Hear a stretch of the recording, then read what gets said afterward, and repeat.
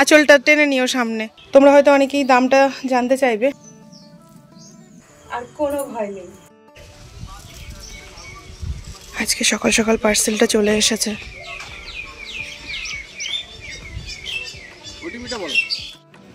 আগেরটার থেকে এবারেরটা মনে হচ্ছে একটু বেশি ভারী। এটা পরে খুলবো, আগে আমি স্নানটা করে আসি। ছোটিরা রেডি হয়ে বেরিয়ে গেছে। কোথায় যাচ্ছ নেতু বাবু? দিদুন বাড়ি। তাড়াতাড়ি চলে আসবে। কালকে চলে আসবে? আমাকে তো বললে না একবারও যে মা চলো। আঁচলটা টেনে নিও সামনে, আঁচলটা অতিরিক্ত বড় হয়ে গেছে। হ্যাঁ, সবাইকে জানাই আমার অনেক ভালোবাসা, সেই সঙ্গে বড়দের আমার প্রণাম। আশা করি তোমরা সবাই ভালো আছো, আর যে যেখানে আছো ঈশ্বরের কৃপায় সুস্থ আছো। আজকে হলো 28 তারিখ এপ্রিলের রবিবার। নেতুবাবুরা তো মামার বাড়িতে চলে গেছে। আমিও আমার সকালের কাজকর্ম সেরে স্নান করেছি, আজকে শ্যাম্পু করেছি। কালকে নেতুবাবুর মা মাথায় সন্ধ্যাবেলায় তেল দিয়ে দিয়েছিল। কালকে সত্যি বিভৎস মাথায় যন্ত্রণা করছিল, সারাদিনই করছিল, কিন্তু সন্ধ্যাবেলায় ছাদ থেকে এসে খুবই কষ্ট হচ্ছিল আমার। তো যাই হোক, তেলটা লাগানোর পরে আস্তে আস্তে একটু ঠিক হয়। তো এখন রান্নাবান্না করব। কি রান্না করব দেখি, চিন্তা ভাবনা করি। তবে তার আগে যে মশারিটা এসেছে নতুন করে, যেটা অর্ডার করেছিলাম সেটা তো দিয়ে গেছে, ওটা এখনো খোলা হয়নি। ওটা খুলে দেখি, তারপর রান্নাবান্না করব। এবার তোমাদেরকে একটু খুলে দেখাই, সেই সাথে নিজেও একটু খুলে দেখি কেমন এসেছে এটা।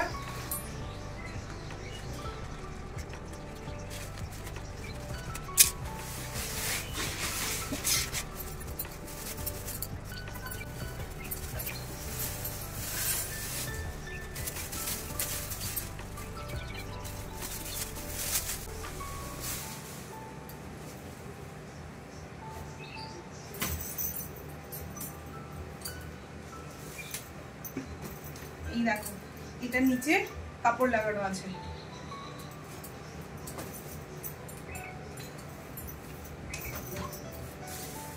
তবে আগেরটা থেকে না এটা অনেকটা ভারী।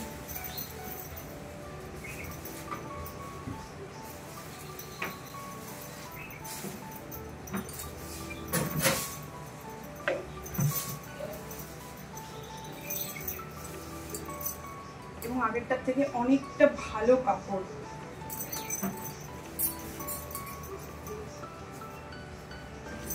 সাইজ মনে হচ্ছে একই আছে, বা একটু বড়, আগেরটা থেকে একটু বড় এটা। হ্যাঁ, আগেরটা মনে হয় 6 ফিট ছিল, এটা 7 ফিট।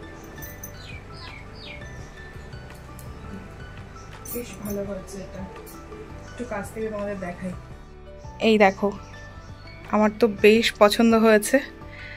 দুদিকে দুটো দরজা আছে, আগেরটাতেও ছিল, তবে এবারেরটাই কাপড় লাগানো আছে বলে আমার বেশি পছন্দ। আমি এমনটাই চাইছিলাম। চেনটাও বেশ ভালো। এই দেখো, কাপড়টা কি সুন্দর করে লাগানো দেখো। আর কাপড়টা প্যারাশুট কাপড়ের আছে, আর বেশ খানিকটা কাপড় আছে, মানে টান টান হয়ে ছিঁড়ে যাওয়ার কোনো ভয় নেই। এদিকেও একটা গেট আছে। সব মিলিয়ে আমার খুব পছন্দ হয়েছে। এখন দেখার বিষয় হলো কোথাও কাটা ছেঁড়া আছে কিনা। কালারটাও ঠিকঠাকই আছে, আগের কালারটা একটু অন্যরকম ছিল, এবারেরটা এই একটাই অপশান ছিল, আর কোনো অপশান ছিল না কালারের।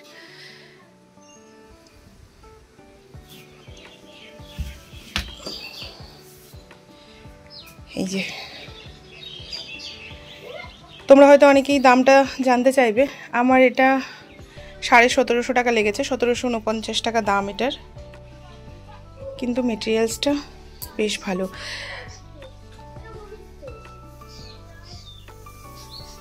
সব মিলিয়ে আমার পছন্দ।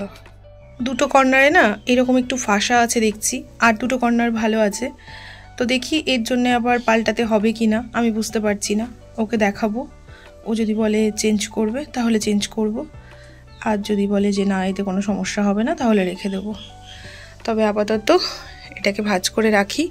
কিন্তু সব মিলিয়ে এবারের জিনিসটা খুব ভালো হয়েছে, আমার অনেকটা সুবিধা হবে এটাতে।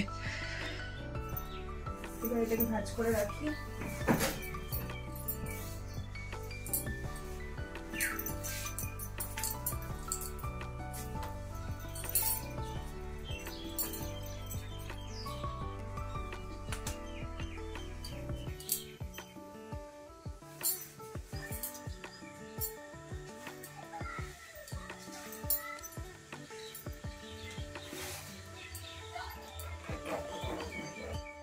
দুপুরে রান্নার জন্য আমি একটু জোগাড় করে নিয়েছি। এখানে চালটা ধুয়ে নিয়েছি, এখানে আছে একটু ডাল, আর এখানে কিছু সবজি আমি ধুয়ে রেখেছি, এগুলো কাটবো, উচ্ছেটা সিদ্ধ দেবো। সেই সাথে তাপসবাবু যে শাকটা নিয়ে এসেছিল মাঠ থেকে, কলমির শাক, সেখান থেকে একটু শাকও ধুয়ে রেখেছি, আজকে শাকটা করব। একদিকে চালটা বসিয়ে দিলাম আর একদিকে ডালটা বসিয়ে দিলাম। চাল ডালটা আস্তে আস্তে হোক। আমি এদিকে তরমুজটা ফ্রিজ থেকে অনেকক্ষণ আগে বের করে রেখেছি, এবার এটাকে একটু কেটে নিই।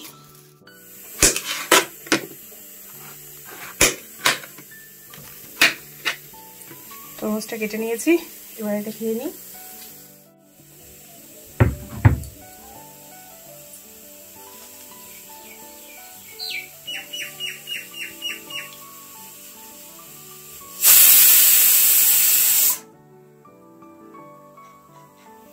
আজকেও উচ্ছে আলু সিদ্ধ দিতে ভুলে যাচ্ছিলাম। তরমুজ খাওয়া হলো, আর এবার এই সবজিগুলোকে একটু কেটে নিই। পেঁয়াজটাকে আমি কিন্তু একটু মোটা মোটা করে কাটছি। আজকে পনির ভাজবো, তার জন্যই আর কি সবজিগুলোকে একটু মোটা মোটা করে কাটবো।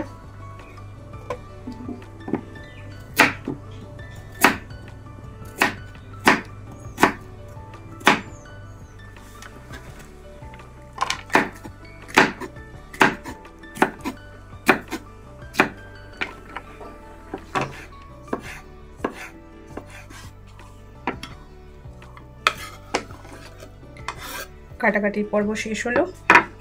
না গো, কাটাকাটির পর্ব এখনো শেষ হয়নি, পনিরটা কাটতে ভুলে গেছি।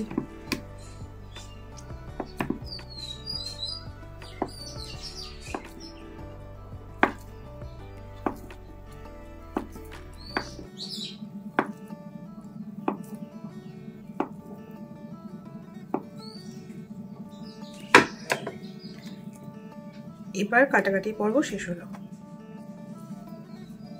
কড়াইতে একটু তেল দিয়ে দিলাম, তেলের উপরে দিচ্ছি একটু গোটা জিরে, আর এবার কেটে রাখা পেঁয়াজ দিয়ে দিলাম। পেঁয়াজটাকে 1 মিনিট একটু নেড়ে নিয়ে এবার আমি এর মধ্যে গাজরগুলো দিয়ে দিলাম। গাজর আর পেঁয়াজটাকে আরও কিছুক্ষণ একটু ভেজে নিয়ে এবার আমি এর মধ্যে ক্যাপসিকামগুলো দিয়ে দিচ্ছি। এবার দিচ্ছি একটুখানি লবণ আর সামান্য পরিমাণে একটু হলুদ। এবার এটাকে কিছুক্ষণের জন্য একটু ঢেকে দিলাম। এদিকে ভাতটা হয়ে গেছে, ভাতের মাঠটা একটু ঝরিয়ে নিই। ভাতের মাঠটা ঝরিয়ে রাখলাম, আর এবার ডালটা একটু ঘুটে রাখলাম। সমস্ত কিছু মোটামুটি ভাজা হয়ে গেছে, আর এবার আমি কেটে রাখা পনির আর টমেটো একসঙ্গে দিয়ে দিচ্ছি। 2টো কাঁচা লঙ্কা কেটে দিচ্ছি।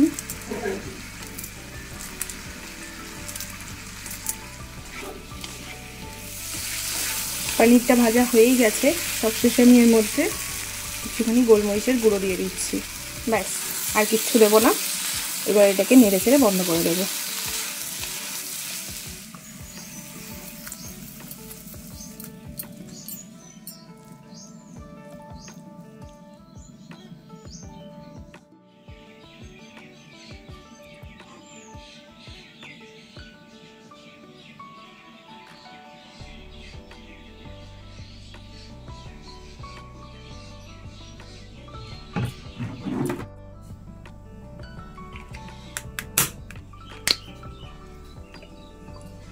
এবার এই কড়াইতেই একটুখানি তেল দিয়ে দিলাম, তেলের উপরে দিচ্ছি একটু রসুন, রসুনটা একটু লাল লাল করে ভেজে নিয়ে দিয়ে দিলাম 3টে কাঁচা লঙ্কা আর একটুখানি রাঁধুনি, আর এবার কলমির শাকটা দিয়ে দিলাম। পরিমাণ মতন লবণ আর একটু হলুদ দিয়ে দিলাম। হাই, দেখছো দিনের বেলায় শিয়াল আসছে মুরগি ধরতে। শাকটাতে একটু জল দিয়ে দিলাম যাতে শাকটা ভালো মতো সিদ্ধ হয়, আর এবার এটাকে একটু ঢেকে দিলাম। শাকটা ভাজতে ভাজতে না হঠাৎ করে শিয়ালটাকে চোখে পড়লো, সেই জন্য আমি একটু বাইরে গেছিলাম। পাশের বাড়ি এক কাকিমাদের মুরগি আছে, ওনাদের বাড়িতে গিয়ে সেই মুরগিগুলোকে ধাওয়া করেছিল। যাই হোক, ধরতে পারেনি, কাকিমারা বুঝতে পেরেছে, ওদিক থেকে ওনারা ধাওয়া করলো, এদিক থেকে আমি ধাওয়া করলাম, আবার জঙ্গলে চলে গেছে। এবার আমি শাকটা বসিয়েছি, শাকটা রান্না হোক, তারপর ডালটা বসাবো। করবো একটু টক ডাল। ওই যে বাগান থেকে যে ছোটো ছোটো আমগুলো এনেছিলাম, ওই আম দিয়েই টক ডাল করবো। ওই আমগুলো নাকি খুব টক, তো দুটো আম কেটে রেখেছি। আমগুলো কেমন হলুদ হলুদ হয়ে গেছে, মানে গরমে ওরকম হয়ে গেছে। তো রান্নাবান্না করে নিই। আজকেও বেশ গরম পড়েছে জানো তো। শাকের জলটা একেবারে শুকিয়ে ফেলেছি, শাকটা হয়ে গেছে। এবার শাকটাকে একটু নামিয়ে নিই। কলমির শাক খেতে না আমি খুব একটা পছন্দ করি না, আমার বরের খুব পছন্দ। তবে আজকে দেখি কেমন লাগে খেতে। এরকম করে ভাজলে বেশ ভালো লাগে খেতে। আর শাক ভাজাতে একটু রাঁধুনি ফোড়ন দিলে না টেস্টটাই চেঞ্জ হয়ে যায়। এবার ডালটা বসিয়ে দিলাম। ডালটা হতে হতে কয়েকটা বাসন হয়েছে, বাসনগুলোকে একটু মেজে ধুয়ে নিই।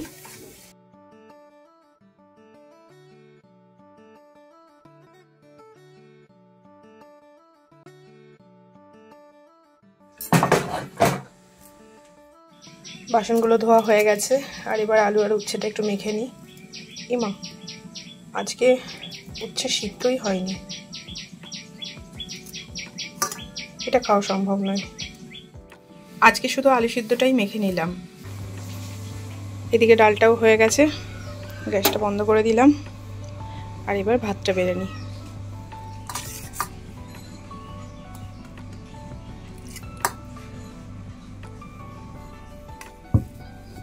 ভালো হয়েছে, আজ উচ্ছেটা সিদ্ধ হয়নি। আজ আমার উচ্ছে খাওয়ার ইচ্ছে একদমই ছিল না, যা হয় ভালোর জন্য হয়। কলমির শাকটা কিন্তু খেতে বেশ ভালো হয়েছে, ভালো লাগছে। আরো খানিকটা ফ্রিজে রাখা আছে, রোজ একটু একটু করে খেয়ে নেব। এখন বাজে 7:38। আজকেও দুবার ভূমিকম্প হলো জানো। আমি খাটে শুয়ে শুয়ে এডিট করছিলাম, প্রথমবার অতটা বুঝতে পারিনি, পরের বার এত জোর ঝটকা লাগলো না, আমি ঘর থেকে বেরিয়ে গেছিলাম। যাই হোক, এখন চলে এসেছি রান্নাঘরে। এখন খাবো একটু চা। ভিডিওটা দুপুরবেলায় খাওয়ার পরে আর কন্টিনিউ করিনি, এত গরম লাগছিল, কিচ্ছু ভালো লাগছে না, মানে কথা বলতেও ইচ্ছে করছে না জানো তো। তো যাই হোক, এখন একটু চাটা বানিয়ে নিই। একটুখানি চায়ের জল বসিয়ে দিলাম, একটুখানি শুকনো মুড়ি আর চা নিয়ে নিয়েছি। এখন এই মুড়ি আর চাটা খাই।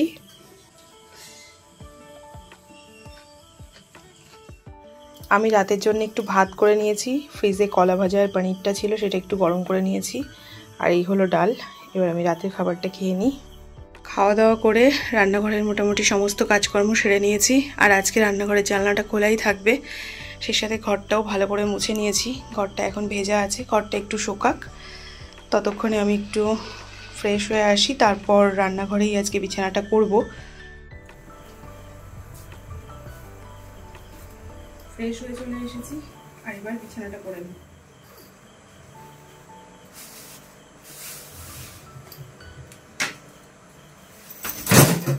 বাপরে,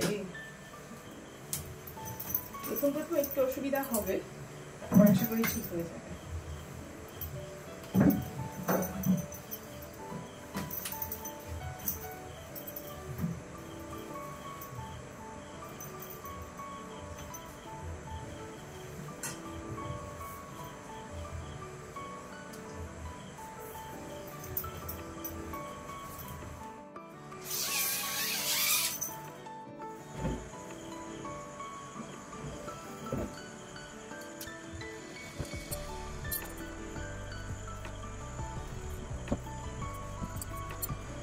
আগে একটা 17 ইঞ্চি কেটে নিলাম, তার উপরে একটা মোটা কাঁথা বেঁধে নিয়েছি। এবার বালিশটা নিয়ে আসি। আমার বালিশ আর এইগুলো আমার পাশ বালিশ, যাকে ছাড়া আমার একদিনও চলে না। তো আমার বিছানা হয়ে গেছে রেডি। এটাকে দিলাম বন্ধ করে, ব্যাস আর কোনো ভয় নেই, ওটা খোলাই থাকবে জানলা। এখন আমি অনেক সাহসী, গরমের জন্য সমস্ত ভয় হার মানছে। তবে ঠিক আছে, আজকে মনে হচ্ছে একটু শান্তিতে ঘুমোতে পারবো।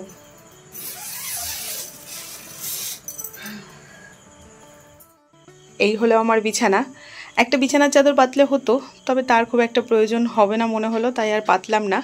তো চলো এখন আমি শুয়ে পড়ি, রাত অনেকটা হয়েছে। আশা করছি আজকে রাত্রে ঘুমটা ঠিকঠাকই হবে। নেতুরা বাড়িতে নেই, একটু ভয় ভয় লাগছে। শ্বশুর শাশুড়ি আছেন বাইরে, ওনারা শুয়ে আছেন।